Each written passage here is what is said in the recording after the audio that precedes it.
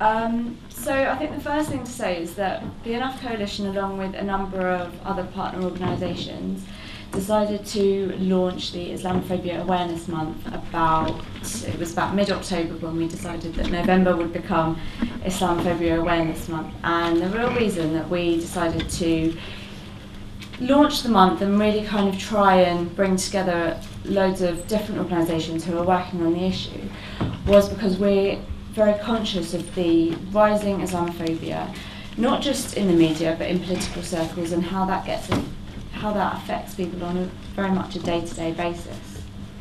And if we just kind of take a step back and we look at the media, and this session is very much about humanitarian intervention and the war on terror, and if we look at how the discussion on the war on terror has become quite kind of normalised in the media, and we look at the things that the BBC might say or other media organisations, and we look at some of the daily newspaper headlines that we see, one of the things that we've noticed is the use of language.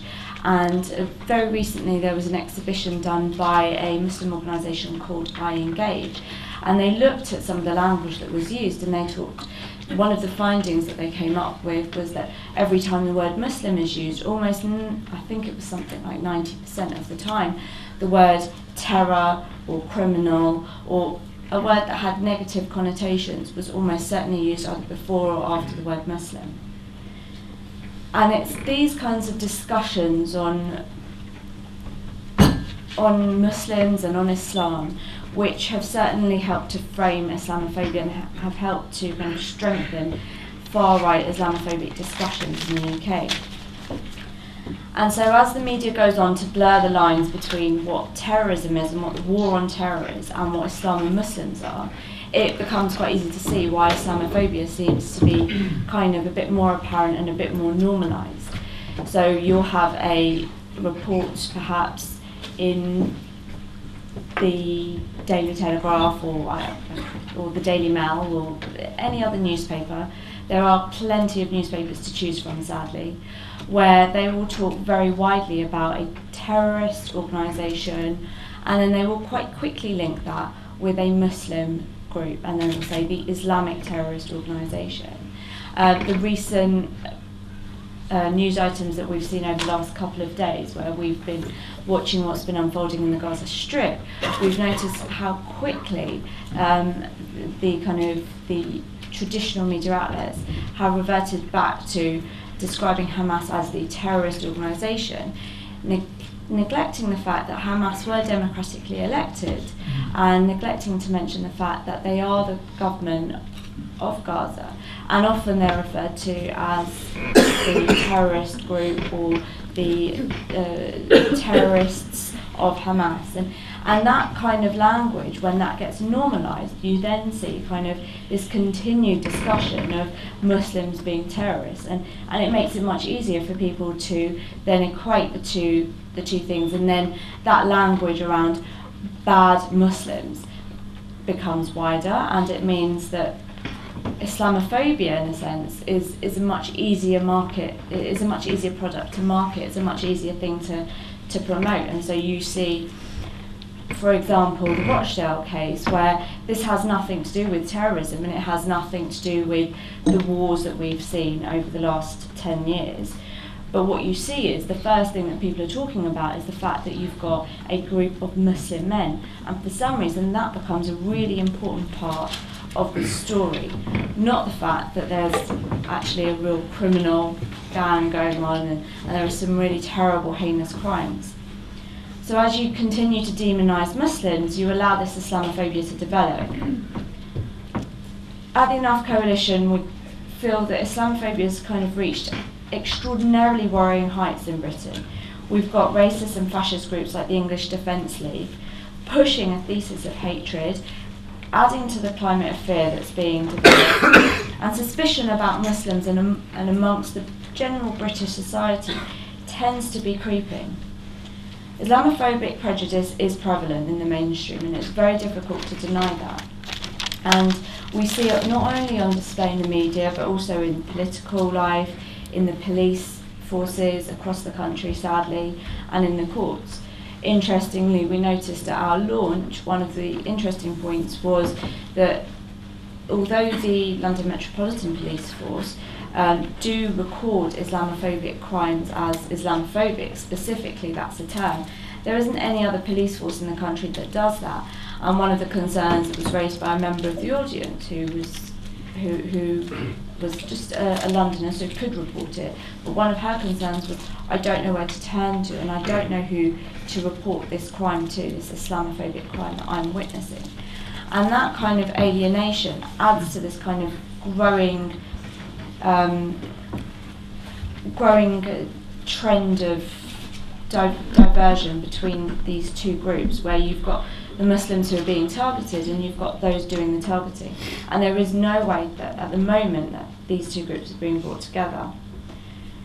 So we decided to set up Islamophobia Awareness Month, as I've already mentioned, and we thought that it would be a really good way to try and deconstruct and challenge some of the stereotypes about Islam and Muslims. We've brought together a number of prominent organisations. I've mentioned the Enough Coalition Against Islamophobia, I Engage. It's also worth mentioning that the Muslim Council of Britain have been involved, the Federation of Students' Islamic Societies are involved, and there are a few other organisations, but I can't remember them all. But the important thing is that it's not just about one or two particular types of organisations. It's about all of these different organisations coming together under one banner to really challenge what is going on and the Islamophobia that we've become quite accustomed to seeing. The idea behind the Islamophobia Awareness Month is very new, and it's something that will need to be developed, and we hope that, I mean, we don't obviously want to have Islamophobia going on for the next few years. Ideally, we'd all like to see it being eradicated tomorrow, but that's not realistic.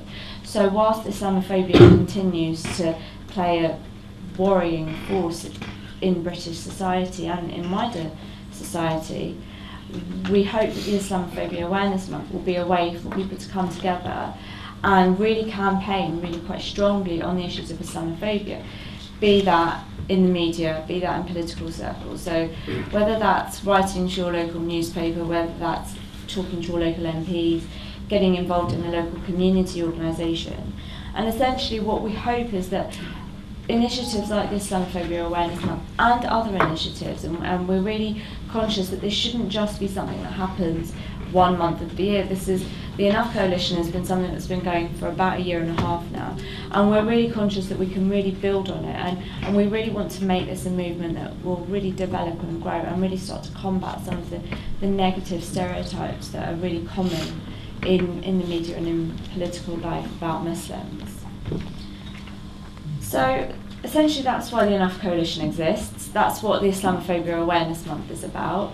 And I think today's conference is really important because it is really important to remember how the language about Islam, how the discourse of Islamophobia has been helped, if that's the right word, by the war on terror, by the media's use of the war on terror and how it's depicted and normalised this kind of a demonisation of Muslims. Get involved if you can. If you are interested in getting more information, please email us. Come and speak to any of us at the end of the meeting. And also, I think the most important thing to take away from this is to take it back to your universities, to your local organisations, to where you work, and to really get the discussions going and to really start to engage with how we can combat what is a really big problem.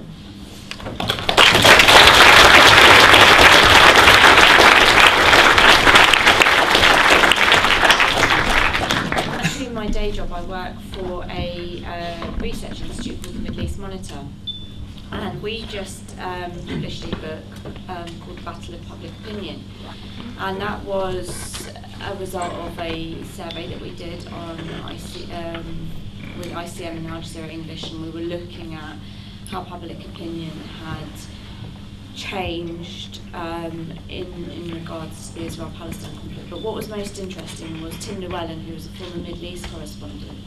He contributed a chapter to the book, and he talked about the BBC, and he talked quite a bit about how essentially one of the biggest problems with the BBC is this kind of unwillingness to change, and he's been quite involved with another project called Fair News, and they have meetings with the BBC. And the BBC said, quite interestingly, well, we don't know who to speak to about Palestine. We know who to speak to about Israel, but we're not sure who we should contact when we want pro-Palestinian spokespeople. And interestingly, I saw that again on Friday when I had a message from somebody, and they said, I need a list of Palestinians and people who can speak about Palestine for the BBC. They don't have anyone. And I thought, it's really bizarre because I sent them a list about 2 weeks ago. But what's really interesting is this kind of, and it's come from people right up at the top of the BBC, people, you know, as kind of from Helen Bowden downwards, who's the BBC News head of news, who's just stepped aside. But she said, well, yeah, you know, I can hear what you're saying, but I don't really know what you want us to do about it. And that's kind of, I think it's an endemic problem, and that was one of the things that Tim Llewellyn was talking about quite a bit as well. I'll just come back really quickly on the question about Levison. What was really interesting for us at the Enough Coalition and the partner organisations that we worked with was the complete lack of discussion on the, well, I say complete, there was one submission to the Levison inquiry on Islamophobia, and actually there was almost no discussion on the issues of racism in the media, generally, and obviously Islamophobia specifically.